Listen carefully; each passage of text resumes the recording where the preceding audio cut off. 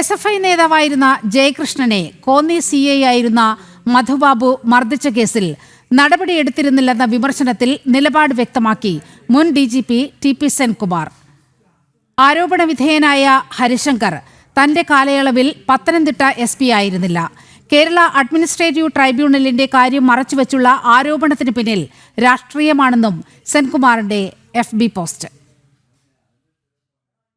2012 SFI area സെക്രട്ടറിയായിരുന്ന K ജയകൃഷ്ണനെ അന്നത്തെ Konni CI ആയിരുന്ന മധുബാബു മർദ്ദിച്ചുവെന്ന കേസിലാണ് മുൻ DGP നിലപാട് വ്യക്തമാക്കിയിരിക്കുന്നത്.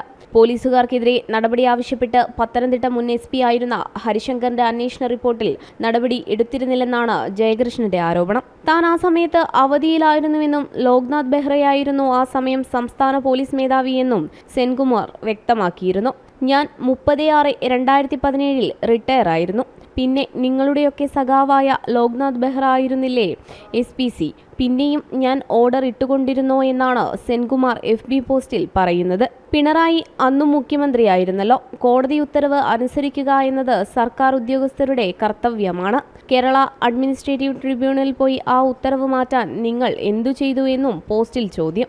ഞാൻ വീണ്ടും SPC ആയി വന്നപ്പോൾ തന്നെ ഒതുക്കാനായി തച്ചങ്കരിയെ അടക്കം തലേ ദിവസം ഒരു പടയെ പോസ്റ്റ് ചെയ്തു. പരാതി തന്റെ അടുത്ത് എത്തിയെന്ന് നിങ്ങൾ അറിയിച്ചിരുന്നോ എന്നും സെൻകുമാർ ചോദിക്കുന്നു. കേരള അഡ്മിനിസ്ട്രേറ്റീവ് ട്രിബ്യൂണലിന്റെ കാര്യം മറച്ചുവെച്ചാണ് കളിക്കുന്നത്.